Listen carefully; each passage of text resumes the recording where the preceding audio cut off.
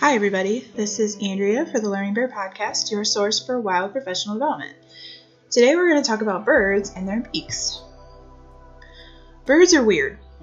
Obviously, a little hummingbird cannot eat a mouse.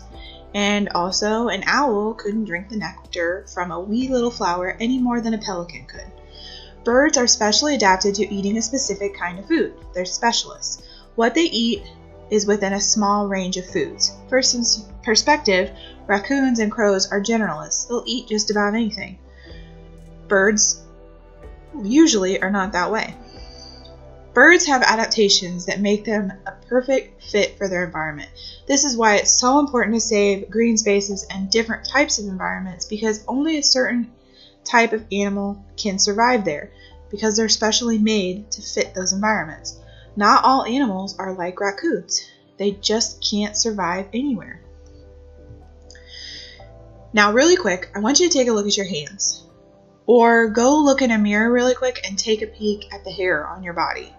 Whether it's your arms, your fingers, your eyebrows, whatever. You have the foundations of a bird beak located on your body. Your hair and your fingernails are made of the same materials as a bird beak. I don't know why that's fascinating to me, but it definitely is. So let's talk about some specific bird beaks. Hummingbirds, those cute little flutterers that just kind of sound like bees when they're buzzing around you. They have long, hollow beaks which protect their tongues as they probe flowers and drink nectar. I can't imagine a hawk fluttering around a little flower the same way a hummingbird does. Ibises, curlews, godwits, kiwis, woodcocks, and snipe have very long beaks to probe for worms, crustaceans, and other creatures in mud and shallow water. Then there's the common birds like cardinals, sparrows, and other finch-like birds that have short cone-shaped beaks, which are strong enough to break through tough seeds and shells. Again, hummingbirds would not be able to do this, right? Their beak is just not made for it. Pelicans have long, flattened or pouch-like beaks to scoop up fish or other aquatic creatures, and it also filters out water. Flamingos and some ducks, like the northern shoveler, have bills that act like strainers to filter tiny plants and animals from the water. Only some species of ducks are filter feeders, just as a note. Then there's nighthawks, whippoorwills, swifts, and swallows that have large gaping mouths that act as nets to trap insects as they fly through the air. You know there's bugs about if there's swallows nearby. And you should be very thankful when there's swallows nearby, because you know what they eat? They eat those nasty mosquitoes.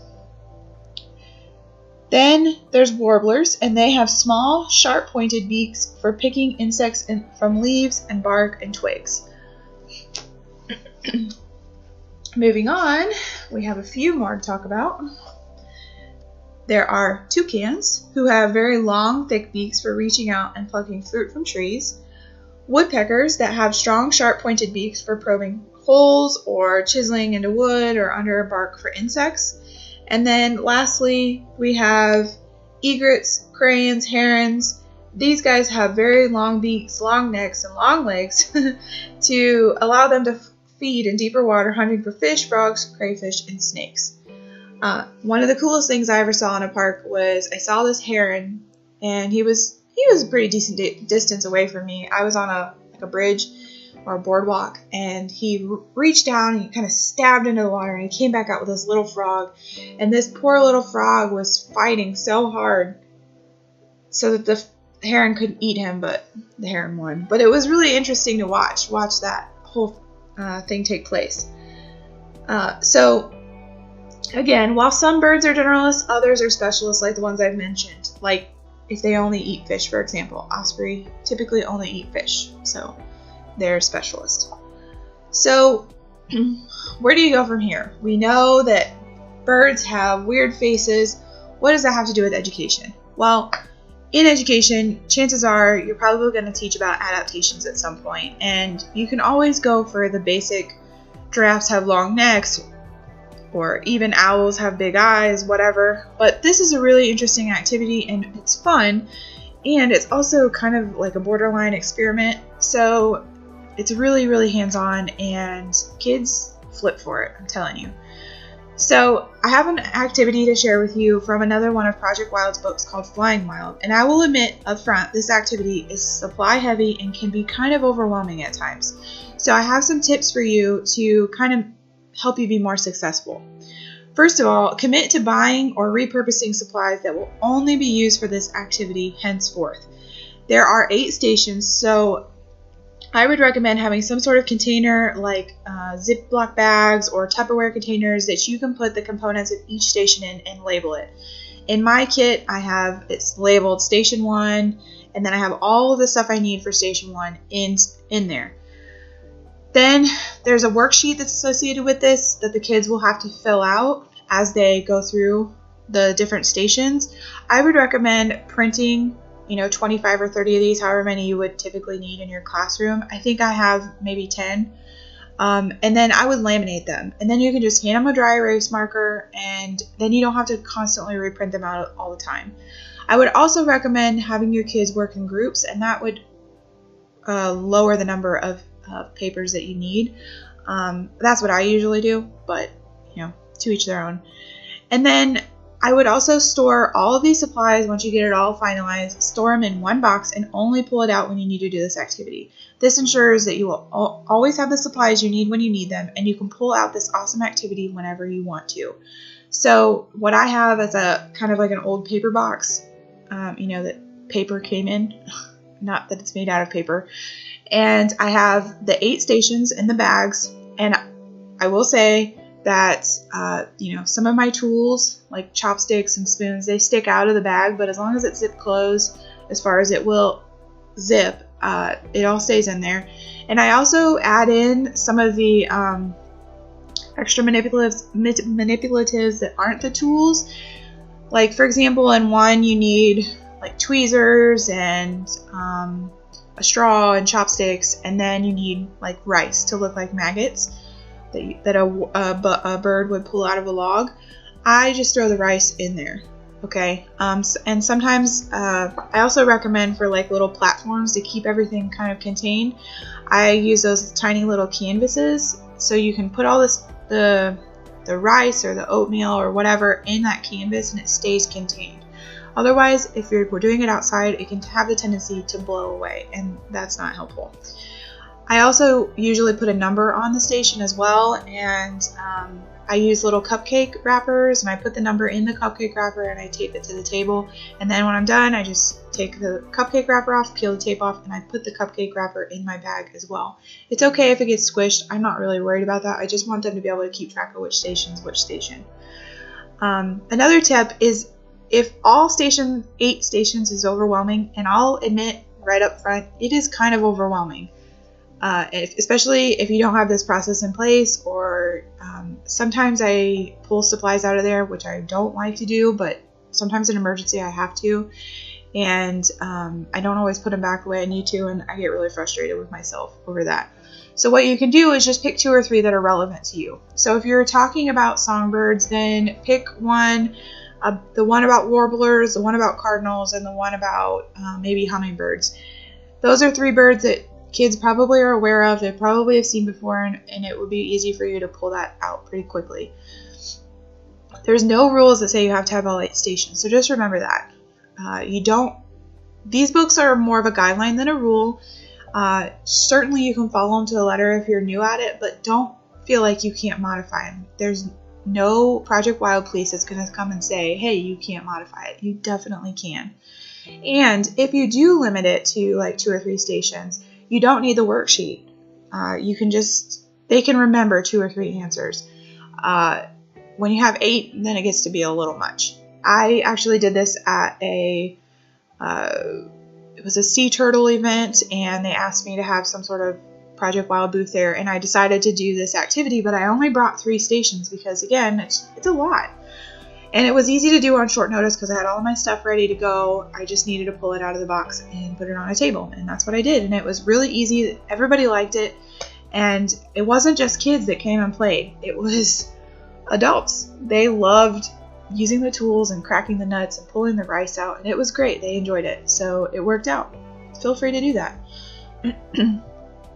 Moving on, I would also like to recommend having some sort of a poster or a picture that shows different beaks so students can actually see the difference. I have a really awesome picture that I would be more than happy to share with you if you're interested in it. It has a profile of all these different types of birds that I just mentioned, and you can very clearly see the difference between one to another, even with the smaller birds that I would guess probably would get confused the most. I mean, it's obvious that a hummingbird is different than a flamingo, but you know, when you get to those warblers and the cardinals and all that, their beaks, you know, unless you really can see it or you know your birds really well, you may not know the difference. I also have a really big poster that I was gifted by the USDA, and it has all these different birds, and what I like about that poster is that like they have a kingfisher on there, and so the kingfisher has a fish in its beak, or I don't remember which bird it was that was eating fruit off of a tree, but whatever food that bird is known for eating, they have included in the little picture on the poster, and I really think that's clever and helpful because you know it's good context clues for your kids if you're trying to figure out what they eat. Oh, that bird's eating a crab apple. I bet they eat fruit. You know, it's great. So that's how I would introduce it. Personally, that's what I do. Then you set up the activity with your however many stations you decide to do, and you can get all this information from Project Wild's book, and they have the worksheet online at projectwild.org, specifically the Flying Wild one. But I'm going to kind of go over it a little bit with you each station so that you kind of know what you're in for. So also another thing, the only tools that are absolutely necessary at each station are the ones for the bird you're trying to represent. So for example, at station 1 is for hummingbirds, and you're supposed to have a straw or an eyedropper which represents the beak of the hummingbird. Then they suggest like an envelope or a small fishnet or a slotted spoon. Sometimes I have a slotted spoon in that station, sometimes I don't. It's whatever I have on hand. So when I built my kit, I laid out my 8 bags for my 8 stations, and I put the required tool in each one of those bags. And then I went through my kitchen drawers, no kidding, and my other supply boxes, and I found stuff that I don't use regularly or I don't need, or I don't use all of my kitchen utensils, so I just took everything out that I never used and I just plugged it in wherever. So again, these are more guidelines than rules. Use what you have around you, okay? Sometimes I just throw in a crazy one like a pencil just because it's funny, the kids think it's hilarious, and it kind of cuts them a break on some of these harder ones. So in station 1, it recommends water in a tall, narrow vase to represent nectar in a flower, and then you have those 3 tools, and they have to figure out which tool would best be used to get the nectar out of the vase. Now for this, I don't have a vase because vases are typically made out of glass, and I just don't want to mess around with possibly breaking something, either myself or the kids getting hurt. So I have one of those clear plastic ornaments that you can get at Christmas time. They're only like $1, or if you get them on clearance, you can get them really cheap. And it's an orb, and I've put some colored beads in it just to kind of give it some color. But you put a little bit of water, put some water in there. You can put the beads in if you want to, and then it's the same premise. You have a straw or an eyedropper, and then those other tools, whatever ones you have, and they have to get the water out. And that works for me because it's plastic. It can't be broken as easily. I'm sure it could be broken, but it would be a lot harder. And that thing has fallen on the floor. I couldn't even tell you how many times, and it hasn't broken yet. So I feel pretty confident in that choice. Station 2, now for this, it recommends a large saucepan or other container filled with dry oatmeal and fake worms. Now, it recommends gummy worms. I don't keep gummy worms on hand, mostly because they melt, and you don't want that in your life. You don't want to have a mess. I use rubber bands that have been cut so they look like long worms. I do use dry oatmeal, and then my container, like I recommended, is a small canvas that you flip over, and it makes a nice little boat for the oatmeal and the worms. So that's what I use. I don't use a saucepan. Then moving on to station 3, whole walnuts or nuts to represent seeds with hard coverings. I just went in my backyard when I lived in Florida, and I had some nuts, and from the live oak tree, and I just put those in there. I never actually bought nuts. I just got them from my backyard, and that worked fine. Then the next thing, station 4, is you're supposed to use styrofoam peanuts or dried macaroni floating in an aquarium to represent fish and other aquatic animals. This is the Pelican Station. I do not use styrofoam peanuts because I don't have them and I'm on a budget, and I don't use dried macaroni because that's food for me. So what I did is I cut up some straws and I use them for that. Then the puffed rice station is number 5.